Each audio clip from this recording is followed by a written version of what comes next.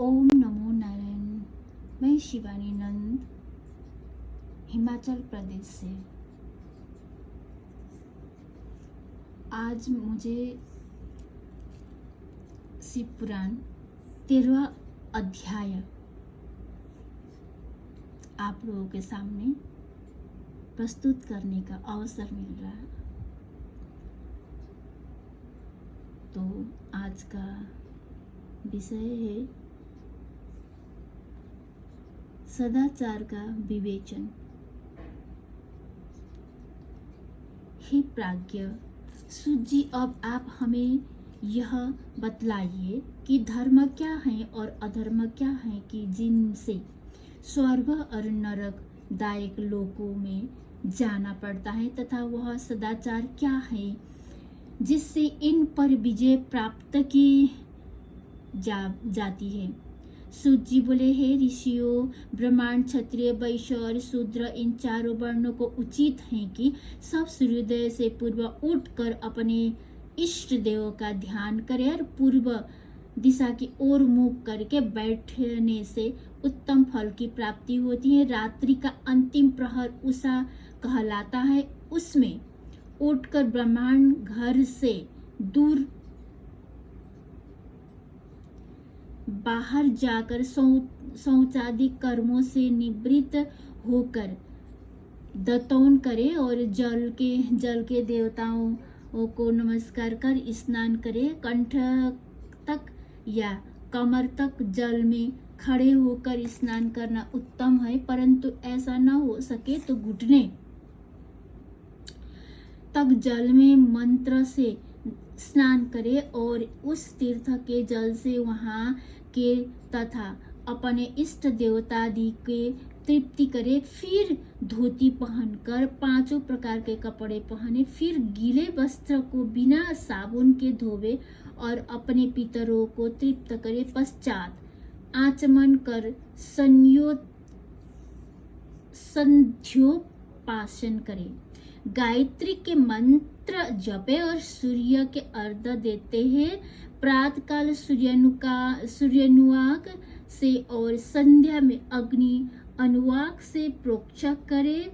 संध्या समय पश्चिम की ओर मुख करके तथा प्रातः एवं मध्याह्न समय में अंगुलियों से तीर्थ देवता को जल देते हैं। फिर अंगुलियों के छिद्र से सूर्य भगवान को अस्त होता देखें और प्रदक्षिणा कर शुद्ध आचमन करे। संध्या हो जाने पर ही संध्या करनी योग्य है।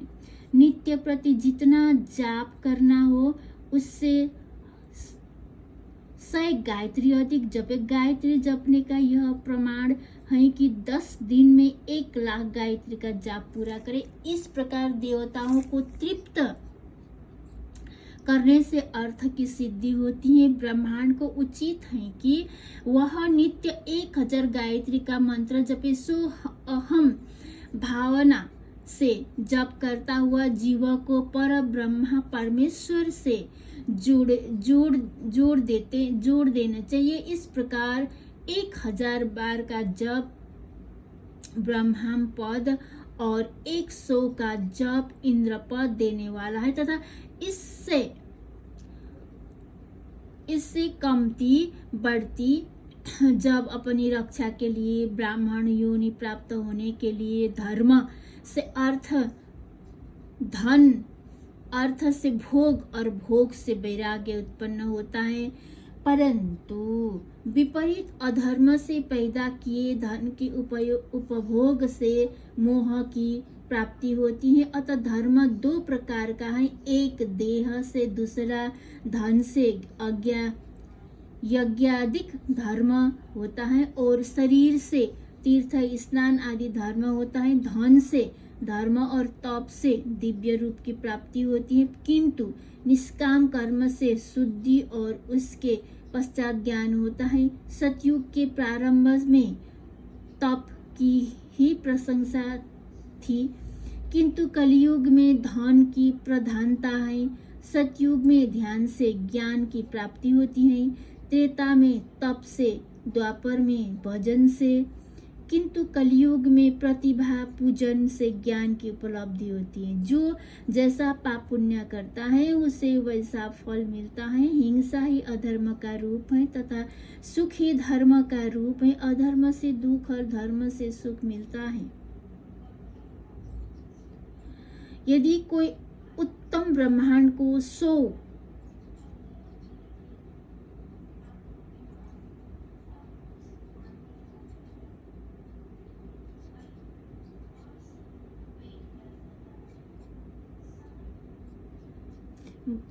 वर्ष तक तृप्ति जीविका का खर्च देता है तो उसे ब्रह्मलोक प्राप्त होता है तथा 1000 चंद्रायण करने से भी ब्रह्मलोक की प्राप्ति होती है। क्योंकि जब तक जिसका जो अन्न खाता है तब तक वह जो कुछ आत्मविचार कीर्तन श्रवण आदि करता है उसका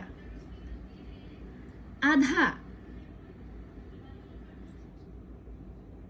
फलदाता को पहुंचता है। इसी प्रकार लेने वाले को चाहिए कि वह जो चीज ले उसका अंश या सभी यथावसर दूसरों को दान करता रहता है। वह तप करे या अन्य उचित साधनों से पाप संबोधन कर दे, अन्यथा वह रौवर नरक में पड़ता है। मनुष्य को चाहिए कि वह अपने प्राप्त किए धन का 3 भाग